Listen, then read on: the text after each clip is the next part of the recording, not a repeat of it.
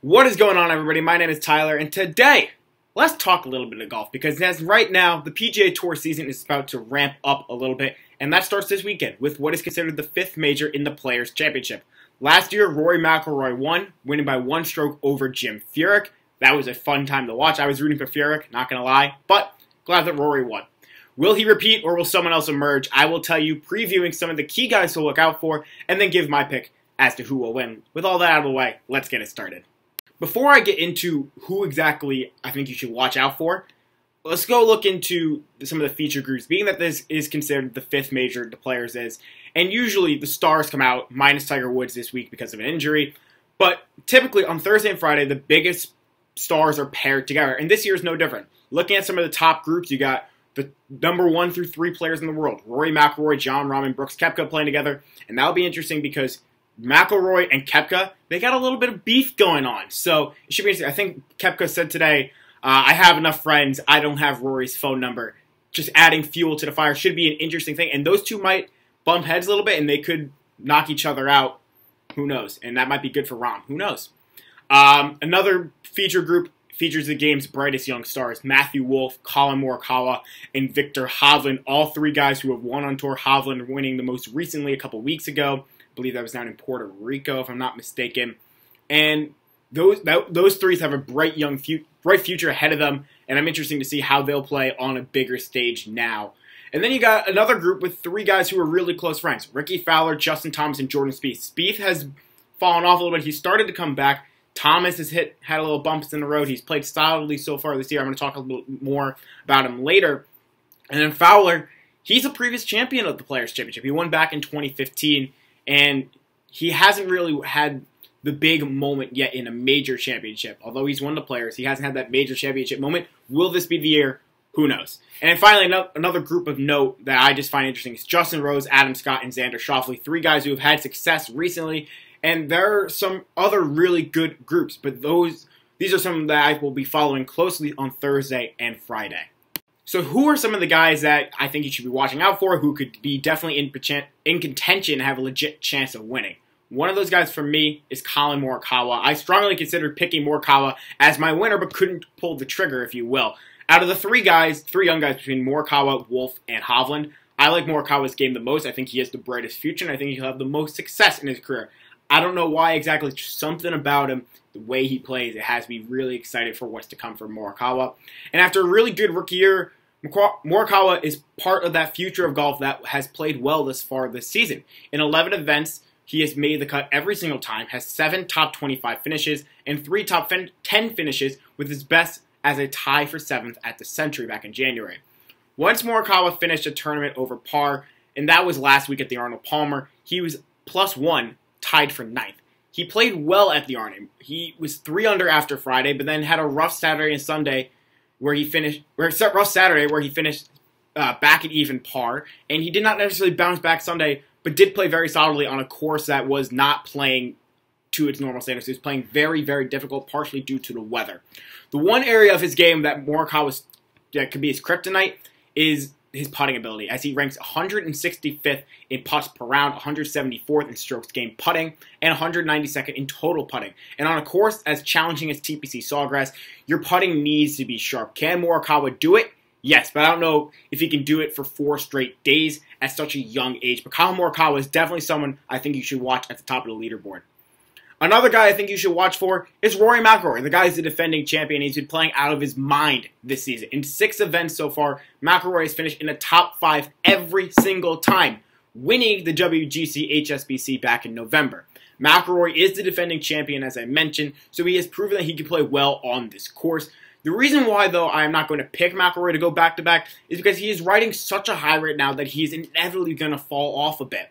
And he showed that during the Arnold Palmer last week. After scoring a tournament best 6 under 66 in round 1, he shot a 1 over 73 in both rounds 2 and 3, and then finished Sunday 4 over 76.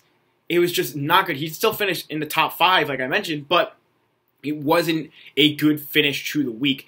If there's going to be a if McIlroy's going to be the first guy to defend in a long time, it would be him, though, because he is on such a high. 7 consecutive top 5s worldwide dating back to last season, and first in adjusted scoring and par 5 scoring, tied for second in bogey avoidance. He's doing everything. He's limiting big numbers on his scorecard. He's not, when he does get a bogey, it's very rare. He's avoiding them the most, or second most, I should say, out of all golfers on tour. He's doing that very, very well. But I do think that he might have a little bit of a rut here because he's just riding such a high. And also, if I'm McIlroy, do I really want to win the Players again? He's done that already. He wants to win the Masters and complete the Grand Slam, something that he has been trying to do for many years. Another guy I think you should watch out for is Justin Thomas. JT started off the 2019-2020 season hot, but has sort of faded in recent weeks. After winning the Century back in the start of January, Thomas has 2 top 5 finishes at the Waste Management and WGC Mexico, his most recent appearance, I should say, but has also missed 2 cuts at the Sony and Genesis. Thomas opted not to play last week at the Arnold Palmer, which has been a recent trend given all of the tournaments around this time, because they moved the players up from May to now March. It's one less month of recovery, so guys are maybe not playing in some of those events like the Arnold, like the Genesis. There's one other event that I'm missing that I can't remember. Oh well, neither here nor there. But the Players, it starts the season a little bit earlier for a lot of guys. And Thomas has not had a whole lot of success at TPC Sawgrass, coming in 3rd back in 2016. Since then has not cracked the top 10, although he did come in 11th in 2018. And with his combination of precision and on approach, 12th in greens and regulation, and a profile as a scorer, first in putting and birdies or better, he's built for TPC Sawgrass, where he's 5 for 5 with a pair of top 15s. The thing is, though, with Thomas is that it's going to be very hard for him, I think, to put together. He's had a lot of time off. He hasn't played a whole lot. So I think he will definitely be in contention, but I don't know if he will actually be hoisting the trophy at the end of the week.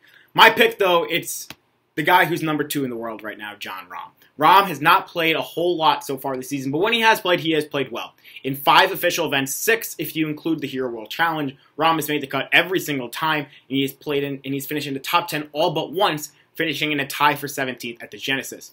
In 24 total rounds this season, Rahm has only had an over par round twice, and both of those times were where he finished +1. So he's been very, very good playing under par for most, if not the entirety of his season so far. I think Rahm is finally going to put it all together this season, and it wouldn't be surprising for me if he wins at least 1 major and wins maybe even the most on tour this season out of any other player. He has all the talent in the world. The issue for him was the mental aspect and the emotional aspect of the game of golf. And I think now that he's played for a couple years on the PGA Tour, he's somewhat been able to more control his emotions better as he's grown more accustomed to playing on tour. And this year's also a Ryder Cup and an Olympics year, so those are some extra motivations for him to play well and qualify for those events, although he won't have much difficulty, in my opinion, qualifying for those. I think he's a lock for those, but there's a little bit of extra motivation. And continues to lead the all-around ranking by a significant margin. He's tied for 2nd in bogey avoidance with McIlroy. Oh yeah, and he's back for revenge after surrendering the 54-hole lead last year where he finished tied for 12th. Yeah, remember, Rahm was in it till the very end. He finished tied for 12th for the Players last year, but he was leading after 3 rounds. So I think that is a little bit of a thing in the back of his mind. He's got to get the monkey off his back, and that will be an extra motivation for him to play well. So let me know what you think down below. What are your predictions for the Players' Championship this week? And as always, thank you so much for watching. We're going to do a lot more golf videos as the season continues to progress. Masters, US Open, PGA Championship, Open Championship. I know I got the order wrong, but you know what? I'm just excited. Golf is here. And have a great day, everybody. Thank you so much for watching.